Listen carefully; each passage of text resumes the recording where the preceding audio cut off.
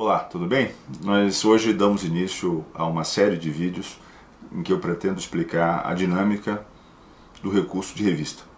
Nós estamos diante de um recurso de natureza extraordinária, semelhante ao recurso especial e ao recurso extraordinário destinado ao Supremo Tribunal Federal, e que surgiu na Justiça do Trabalho com uma principal missão, a de garantir a uniformidade da interpretação sobre a legislação federal trabalhista por meio da atuação do Tribunal Superior do Trabalho, cuja principal finalidade institucional é precisamente essa. Pois bem, para entender a lógica do recurso de revista, é necessário ter em conta uma premissa fundamental. O recurso de revista, diferentemente do que ocorre, por exemplo, com o recurso ordinário ou com o agravo de petição, é um recurso que se destina essencialmente a resguardar a integridade do direito objetivo. O que isso significa?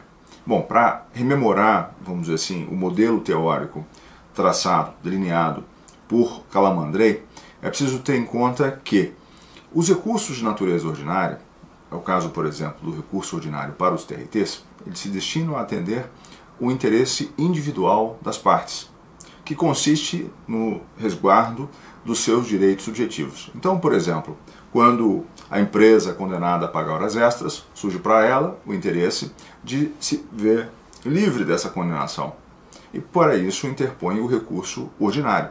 Então o que se está discutindo aqui é o interesse subjetivo, o direito subjetivo, melhor dizendo, da parte, que a leva, que faz com que o processo siga do primeiro grau para o segundo grau.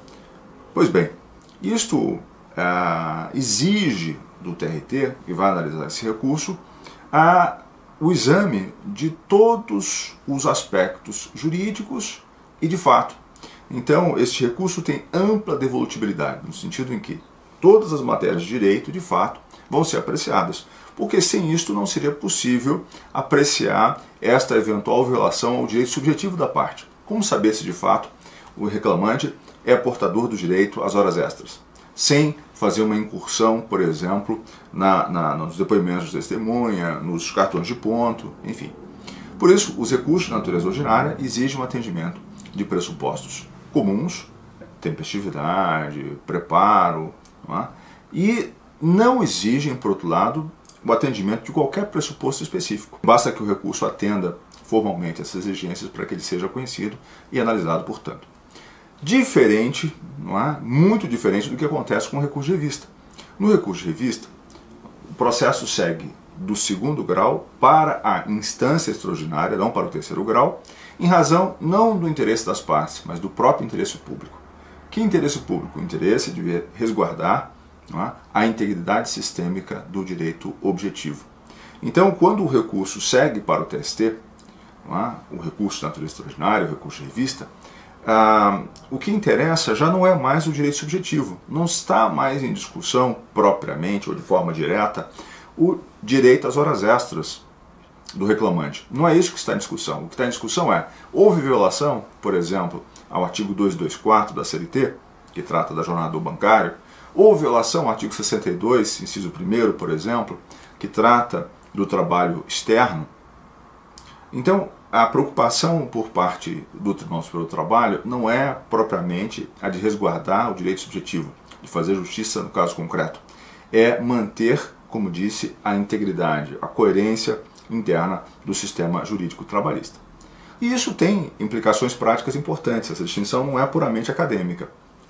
Que distinções, por exemplo, no caso do recurso de revista, além do atendimento aos pressupostos comuns de admissibilidade, tempestividade, preparo, regularidade de representação, há um conjunto de pressupostos específicos, quanto aos quais é imprescindível que a parte demonstre o seu atendimento como condição para que o recurso seja analisado, seja conhecido. Por exemplo, divergência jurisprudencial, violação ao dispositivo de lei, violação ao dispositivo da Constituição, contrariedade à súmula, contrariedade ao Jota. Não atendidas essas condições, que são condições alternativas, o recurso não pode ser sequer examinado. Então, o recurso de revista observa uma lógica completamente diferente, dada a sua natureza específica, que o recurso ordinário, por exemplo. Então, é um equívoco, aliás, um grande equívoco, reproduzir no recurso de revista as mesmas alegações do recurso ordinário.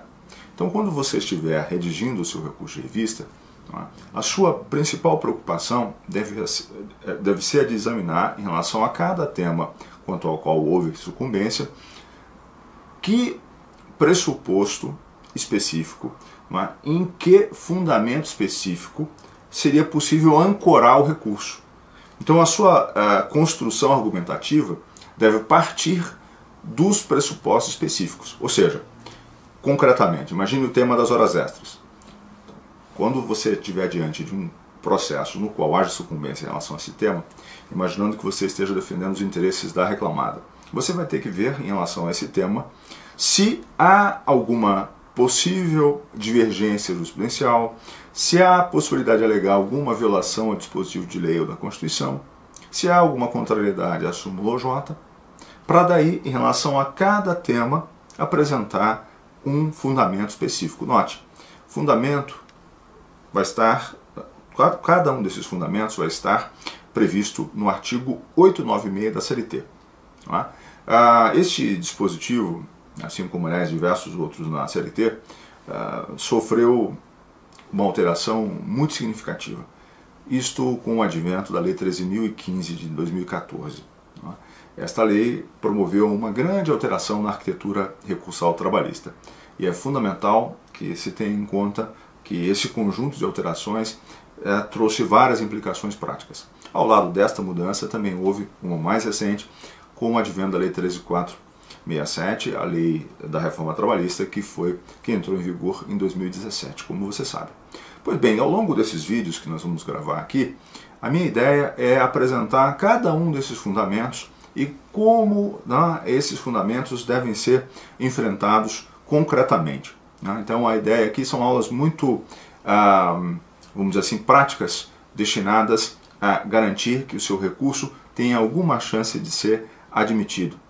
Importante notar que, de acordo com as estatísticas oficiais da Justiça do Trabalho, apenas 15% aproximadamente dos recursos de revista sobem ao TST e não são trancados na origem por não atendimento a algum desses pressupostos que eu mencionei. Então, a partir de agora, nas nossas próximas aulas, nós vamos falar de cada um desses aspectos. Vamos falar de pré-questionamento, envolvimento de fatos e provas, necessidade de transcrição do trecho que consubstancia o pré-questionamento, entre outros aspectos. Eu aguardo você na nossa próxima aula. Um abraço, continue contando comigo.